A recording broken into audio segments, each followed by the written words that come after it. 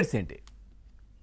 పవన్ మొత్తం మీద నిన్న తిరుపతికి సిట్ బృందం చేరుకుంది. మొదట తిరుపతికి చేరుకోగానే నేరుగా తిరుమలకు వెళ్లి వెంకటేశ్వర స్వామిని దర్శించుకున్నారు. దర్శించుకున్న తర్వాత మళ్ళీ తిరుపతికి వచ్చి నిన్ననే తిరుపతిలో పోలీస్ గెస్ట్ హౌస్ లో సాయంత్రం నుంచి సుమారుగా రాత్రి వరకు కూడా సిట్ బృందం ఒక సమావేశం ఏర్పాటు చేసుకోవడం జరిగింది. ఆ తర్వాత మళ్ళీ ఈ రోజు కూడా సిట్ బృందం సమావేశం అయింది. యాక్చువల్ గా చెప్పాలంటే ఈ రోజే టీటీడీకి సంబంధించిన ఉన్నతాధికారులందరూ కూడా వీళ్ళతో సమావేశం అయ్యే అవకాశం ఉండేది. కానీ సుప్రీంకోర్టు చీఫ్ జస్టిస్ దర్శనానికి రావడం వల్ల ఆ ప్రోటోకాల్ ప్రకారంగా టీటీడీ ఉన్నతాధికారులందరూ కూడా చీఫ్ జస్టిస్ దర్శనానికి సంబంధించినటువంటి దీంట్లో హాజరు కావాలి, ప్రోటోకాల్ నిబంధన అది. ఈ నేపథ్యంలో రాష్ట్రపతి వచ్చిన chief justice, supreme court chief justice అట్లా ఉన్నతమైనటువంటి పదవుల్లో ఉన్నవాడు వచ్చినప్పుడు అత్యవసరంగా ఎంత ఉన్నా కూడా వాళ్ళు ఖచ్చితంగా హాజరవ్వాలి. ఈ నేపథ్యంలో హాజరయ్యారు. అందువల్ల ఈ రోజు సిట్ బృందం అయితే మాత్రం తమ అంతర్గతంగా సమావేశం ఏర్పాటు చేసుకుని టీటీడీ ఉన్నతాధికారి నుంచి ఏ సమాచారాన్ని తీసుకోవాలా, అలాగే ఇన్వెస్టిగేషన్ ప్రక్రియని ఎలా కొనసాగించాలనేటువంటి ఒక ప్లాన్ అయితే చేసుకున్నారు. అయితే పవన్ ఒక క్లియర్ కట్ ఒక విషయం అయితే త్రిపాఠి మీడియాతో చెప్పడం జరిగింది. ఏదైతే టీటీడీకి సంబంధించిన marketing officer east police station లో కేసు నమోదు చేశారో ఆ కేసు నమోదు చేసినటువంటి ఆ ఎఫ్ఐఆర్ సంబంధించినటువంటి దానిపైనే సిట్ బృందం తమ ఇన్వెస్టిగేషన్ ని కొనసాగించబోతోంది. ఆ రోజు ఆయన మార్కెటింగ్ ఆఫీసర్ ఇచ్చిన కంప్లైంట్ లో ఏఆర్ కంపెనీకి సంబంధించి ఇచ్చినటువంటి ఏదైతే టీటీడీకి ఆ కంపెనీకి ఉండేటువంటి ఒప్పందం ఉందో ఆ ఒప్పందానికి సంబంధించి అంశాలన్నింటినీ కూడా కంప్లైంట్ లో పొందుపరిచారు. ఈ ఒప్పందాలతో మేము ఆ కంపెనీతో నెయ్యి తీసుకోవడానికి టెండర్ కి సంబంధించిన ప్రక్రియ పూర్తి చేశాము. అయితే ఆ కంపెనీ వైలేట్ చేసి కల్తీకి పాల్పడింది.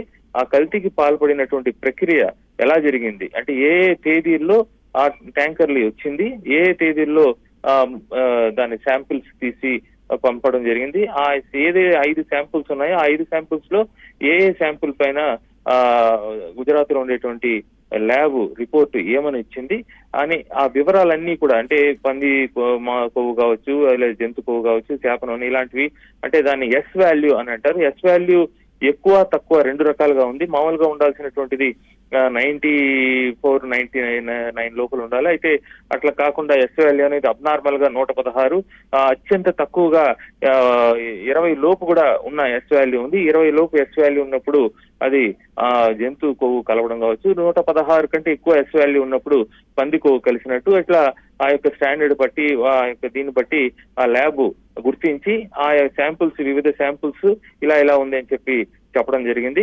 అయితే ఈ రిపోర్ట్ లోనే జగన్ మొన్న మాట్లాడుతూ ఈ రకమైనటువంటి ఈవెన్ తమ్మినేని సీతారాం మాజీ స్పీకర్ కూడా మాట్లాడుతూ ఆవులు బలహీనంగా ఉన్నా కూడా ఈ విధంగా వస్తుందని చెప్పి మాట్లాడడం జరిగింది. అయితే ఒక క్లారిటీ వాళ్ళకు కూడా తెలియాల్సిన అవసరం ఉంది. ఎందుకంటే ఒక శాంపుల్ తీసేది ఒక ట్యాంక్ మొత్తం అంటే టీటీడీకి ఏదో చిన్న టిన్నుల్లో నెయ్యి సరఫరా కాదు, కిలోల లెక్కన సరఫరా కాదు, ట్యాంకులు నిండా వస్తుంది. ఒక ట్యాంకులో సుమారుగా 3500 లీటర్ 3 టన్నులకు పైగా నెయ్యి ఉంటుంది.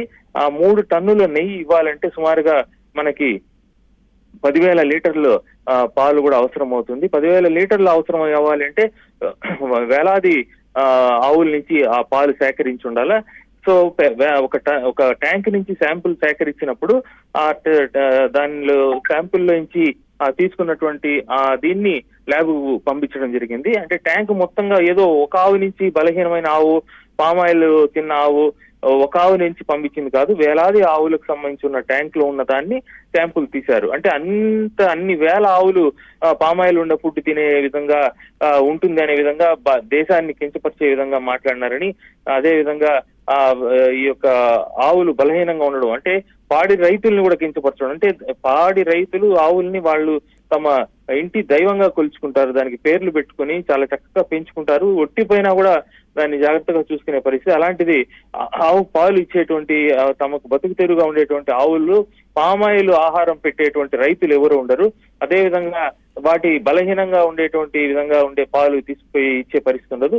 ఏదేమైనప్పటికీ కూడా ఆ రకంగా వాళ్ళు ఇచ్చినటువంటి నిబంధనలు అంటే కింద ఇలాంటివి కూడా ఉండొచ్చని సూచాయిగా చెప్పడం జరిగింది, అంతే తప్ప అది అసాధ్యమైనటువంటి విషయం.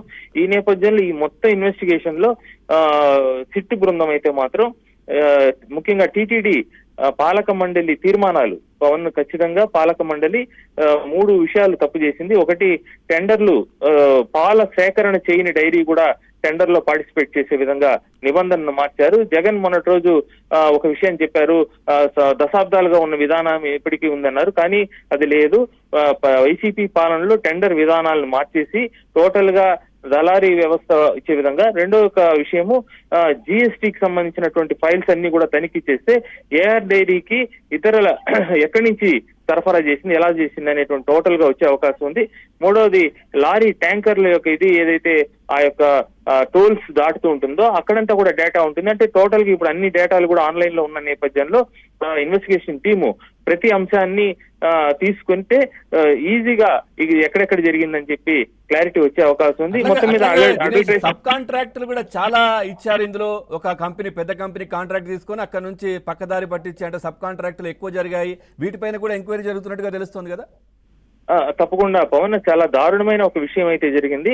అదేమంటే నెయ్యి కంపెనీ ఏదైతే ఒక పేరుతో ఏఆర్ డైరీ సప్లై చేసిందో అది నేరుగా అది సప్లై చేయలేదు.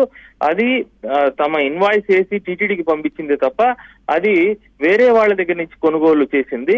ఆ కొనుగోలు చేసింది కూడా ఎక్కడి నుంచి కొనుగోలు చేసింది అనే ఇన్వెస్టిగేషన్ కూడా జరుగుతోంది.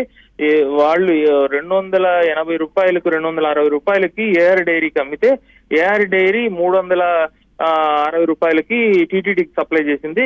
అంటే 260 రూపాయలకు ఒక కంపెనీని ఏఆర్ డైరీకి ఇస్తే దాన్ని ఏఆర్ డైరీ వాళ్ళకి ఇచ్చిందంటే 260 రూపాయలకి ఎలా సాధ్యం? వాళ్ళు ఎలా ఇవ్వగలుగుతున్నారు అంటే వాళ్ళు బోలోబాబా అనేసి ఒక సంస్థ ఎక్కడనో ఉంటే వాళ్ళ దగ్గర నుంచి నెయ్యిని 360 రూపాయలకు కొని దాన్ని మళ్ళీ అడల్ట్రేషన్ చేసి ఆ అడల్ట్రేటెడ్ నెయ్యి ఏఆర్ డైరీకి ఇస్తే ఏఆర్ డైరీ దాన్ని తిరుమలకు పంపించిన పరిస్థితి. ఇవన్నీ కూడా టోటల్ గా రికార్డెడ్ గా దొరికింది.